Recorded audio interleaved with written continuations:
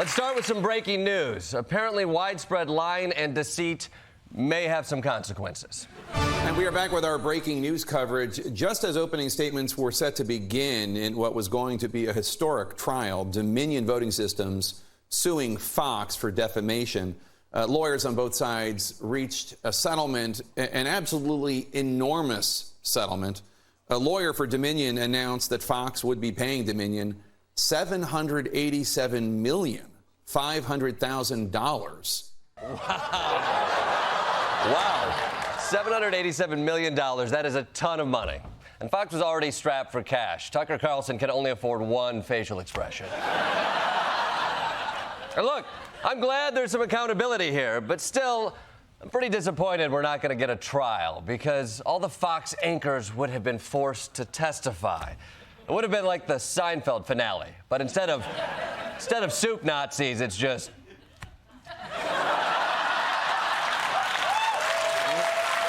Nazis. Since Fox is going to have to pay nearly $1 billion, they'll need to implement cost-cutting measures.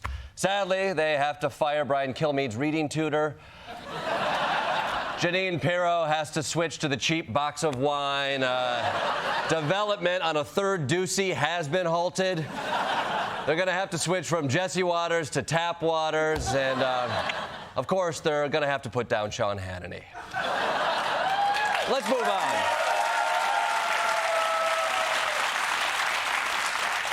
You guys smell that? You smell what I'm smelling? That combination of gym sweat and Old Spice and unearned confidence? Feels like there's a lot of alpha male energy going on in politics right now. Everywhere you look in the news, there's an alpha male whipping his pecker out, marking his territory, punching walls instead of crying. Real tough guys. Guys like Ron, these boots are made for walking DeSantis, who's down in Florida waging war on a cartoon mouse. This morning, the ongoing feud between Florida Governor Ron DeSantis and Disney is intensifying. DeSantis now floating the idea of the state developing land next to Disney World. Come to think of it, now people are like, well, what should we do with this land? Maybe try to do more amusement parks. Someone even said, like, maybe you need another state prison. Who knows? I mean, I just think that the possibilities are endless. Okay. A state prison next to Disney World.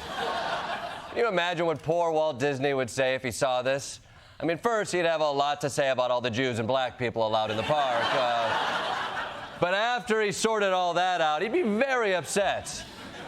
This may sound like a petty move by a wannabe dictator, but is a prison next to Disney World an inherently bad idea? I say no. As long as they lock up strictly those Disney adults, we're going to be totally fine.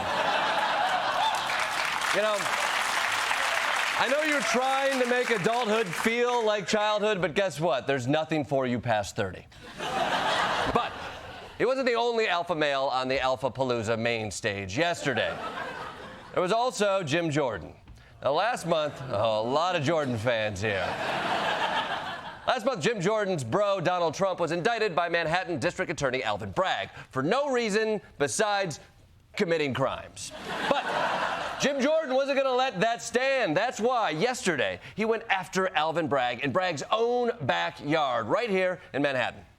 The House Judiciary Committee held a rare field hearing in New York, billed as an examination of crime in Manhattan. Ohio Congressman Jim Jordan rallied against Manhattan District Attorney Alvin Bragg. The policies being implemented by this district attorney are going to ruin this great city. You know, I'm surprised. One, that he admits New York is a great city. Never thought I'd hear that. And two, that he actually held a hearing on crime. I was pretty sure ignoring crimes was Jim Jordan's whole thing. And considering the murder rates... Clap for ignoring sexual abuse allegations. I appreciate it. Considering the murder rate is much higher in Columbus, Ohio, which is in Jim Jordan's neck of the woods, maybe he should have been holding crime hearings there. But even people from Ohio don't want to spend time in Ohio. And I can say that because I'm from Michigan, and Ohio is our New Jersey. But there's still another guy out there who might be the most alpha male ever. He summited Everest. He's the real-life inspiration for John Wick and the current featherweight champion of the world, George Santos. Now, he just started his first term in Congress, and absolutely no one wants him to run again. His constituents are embarrassed by him. Republicans want him to go away. Even the Dalai Lama said he wouldn't suck his tongue with a 10-foot pole. Which means there's only one thing a real alpha male would do. Embattled Republican New York Congressman George Santos going back on his word that he wouldn't run for re-election. Instead, he launched his campaign for re-election on his 100th day in office. It's a beautiful day here in Washington, D.C. It's a great day to be an American. It's a great day to be here a Republican, and it's a great day to announce re-election. Santos is under local, state, federal, and international investigation. Say what you want about Santos, but it's uber alpha to run for re-election when you're as unpopular as he is. He's so unpopular, his campaign had to refund more donation than it's taken in.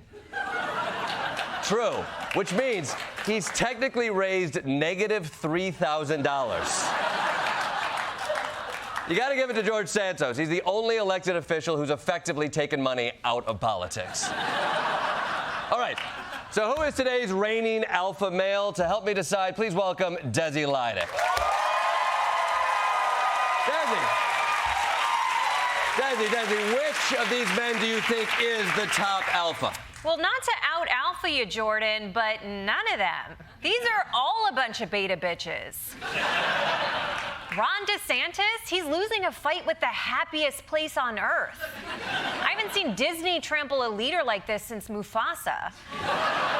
And Jim Jordan flew all the way to New York just to talk about how scared he is of New York. Relax, Jim. Go see that Michael Jackson Broadway show. It also ignores abuse allegations. You'd love it. Okay, hold on. Desi, hold on. There has to be an alpha. Oh, I've got an alpha for you. Today's top alpha male is my girl, Senator Dianne Feinstein. And I'll tell you why. Roll it! The California Democrat Senator Dianne Feinstein hasn't cast a vote since February because she's still recovering from shingles. Her absence is holding up President Biden's judicial nominees. Some Democrats called for her resignation. She's 89 years old. She's been away from Capitol Hill for 7 weeks. The senior senator from California issued this statement, quote, "I remain committed to the job and will continue to work from home in San Francisco." Yeah, check out the truck nuts on Die. That right there is an alpha. Okay, I don't get it. Dianne Feinstein can't perform her duties on the Judiciary Committee and is refusing to resign. What is alpha about that?